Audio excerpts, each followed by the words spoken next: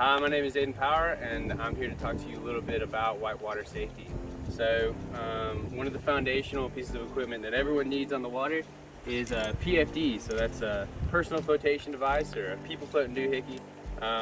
This is going to look a little bit different from a participant PFD. This is actually a guide PFD for the raft guide to wear. But basically, this one has its lapel straps, which are very important. Basically, when you're on the water, you're going to want this to be super tight, because say if you were to fall out of the raft, your raft guide is going to be pulling you back in with these lapel straps. So it's really important to make sure that all these buckles are nice and secure. You want to still be able to breathe pretty well. It's going to be a little restricting on your breath, but you really want to make sure that when your raft guide pulls on these lapel straps that it will catch what's called the rib catch, and will actually be able to get you in. The idea there being is if you were to be pulled in by your arms, you could potentially dislocate your shoulders.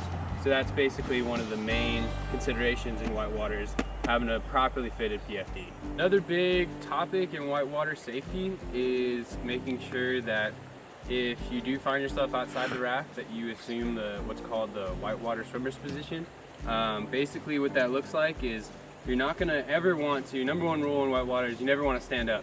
The idea there being is there's something called foot entrapment, and if you were to stand up in a current that's moving in a certain direction and your foot were to get hooked underneath the rock, the current would then hold you underneath the water and you'll be in a low oxygen environment. We want to prevent that. As soon as you find yourself outside of the raft, you're going to want to get into this position here. It's called nose and toes.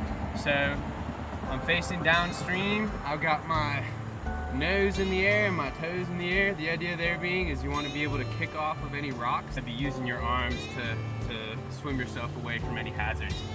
You're in that position, you're gonna be an active member in your rescue. You want to do whatever you can to get either to the raft or to the side of the river. In the event that you're too far away from the raft guide can use what's called a throw rope. How it works is you're gonna take the end off there, you're going to want to wrap it around your hand, just so in a way that it can still get unhooked if it were to get hooked on something. What you do is you get in a position where you can be secure.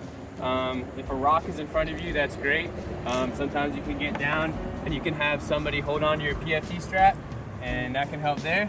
But basically you can kind of throw this any which way. The way I like to do it is with a little sidearm. So what I'm going to do, I'm going to take this out, go like this, and when that happens, you're going to want to yell rope. The participant is going to be trying not to panic, so you're going to want to make sure that they can hear you, that they know to grab onto the rope and not the bag, and throw it over their shoulder, and you'll pull them into safety.